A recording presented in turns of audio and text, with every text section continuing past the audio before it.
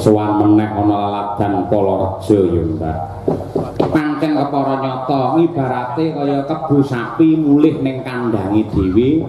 Lan aku ora lali karo sejarah, saya tidak menutup mata bahwa pertama kali Cangik Limbuk Madangkara sowan ning Ponorogo ya diwiwiti saka Palareja. Tepuk tangan untuk desa ini. Nanti kaya ngono kuwi. Mula kepiye wae sing didhawuhake karo panitia, apa sing didhawuhake Pak Lurah, aku anane mung mbangun miturut anggarane wontene pinten, waton kenging kula dung turane kena nggih tuku pedah motor. Matur nuwun. Pedah motor wae sing larang, mboten enten larange yen kalih mriki saestu merga ya sejarahe pancen kaya ngono kuwi lho, Nduk. Awake dhewe iso tekan daerah Jetis, daerah Sawu, Sambit dan lain sebagainya semua rata wiwitane saka Palareja wayangan ning kantor desa kae. Iya, ngono. Mula mumpung disekseni karo para penonton kabeh, upamane kok sesuk-esuk bendahara utawa Pak Lurah maringi pelunasan karo awake dhewe ora tak tampa. Ora ditampa. Demi Allah sebabe wis dilunasi sore mau. Malah muni sing ora-ora. Intine matur nuwun ya, Mak. Marang sedaya para warga masyarakat Palareja sing kompake pancen kaya mengkene. Per RT iki 5 juta. Ngen kuwi ngenene Agustusan. Per RT 150 mbundhet ae, Nduk.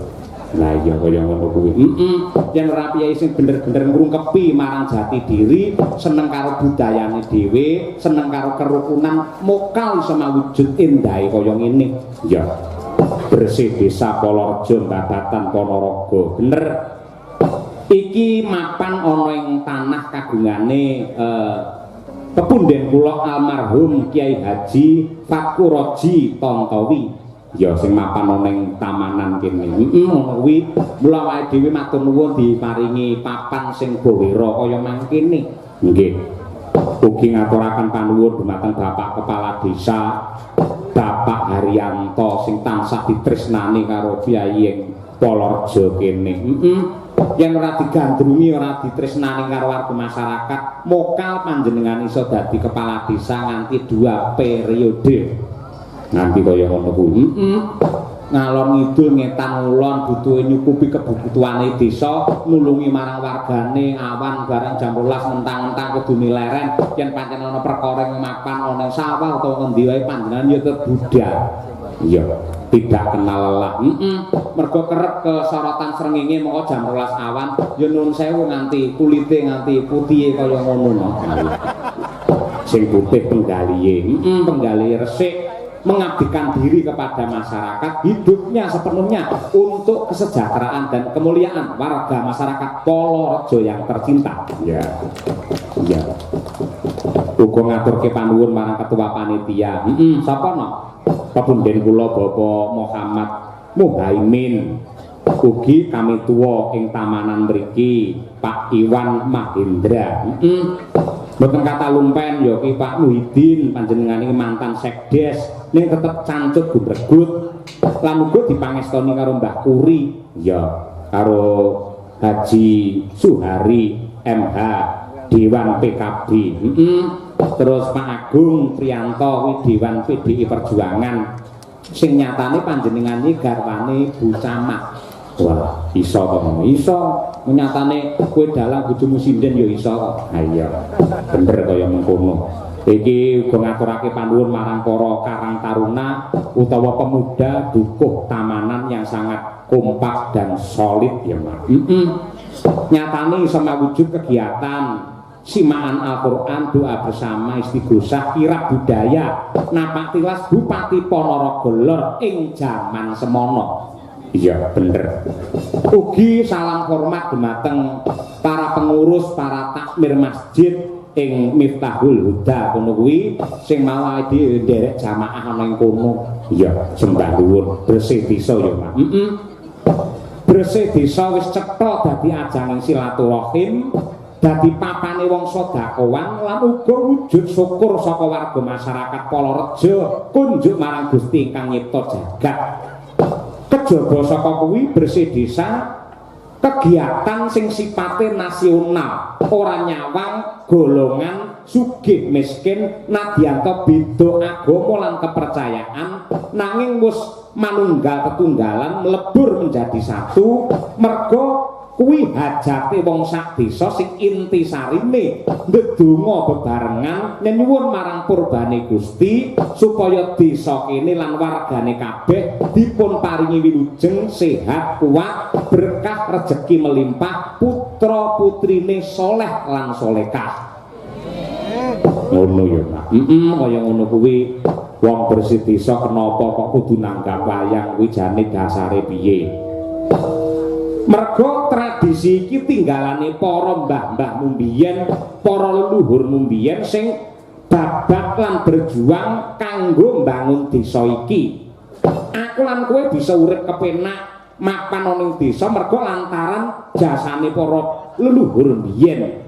Kejaba saka kuwi seni tradisi mbuh sak propirange mesti nggawa pesan moral utawa tata krama subasita sing kabeh mau ana gandeng cenenge karo moral tingkah laku muna-muni sing luwes lan pantes supaya ora natoni atine sapa-sapa. Ngono.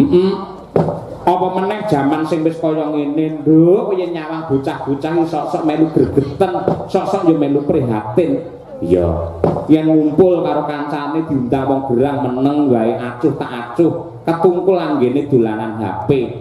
Mula kula nyuwun dumateng Bapak Ibu menawi wonten tontonan wayang pas malam libur kados dalu menika, monggo putra-putranipun dipun kanthi dijak mirsani wayang supaya tradisi sing kaya ngene tetep dingerteni karo anak putu, ngerti basa Jawa, ngerti karo tata susila kanggo nyelametake generasi supaya ora kelangan jati diri lan adat ketimuran sing pancen dadi ciri khase wong Nuswantara.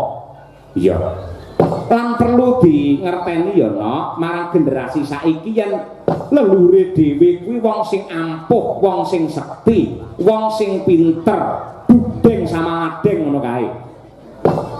Sing peradapane jaman biyen wis tumata wiwit jaman kuno. Wis bukti cetha nganti saiki awake dhewe iso nyawang adeke Candhi Borobudur.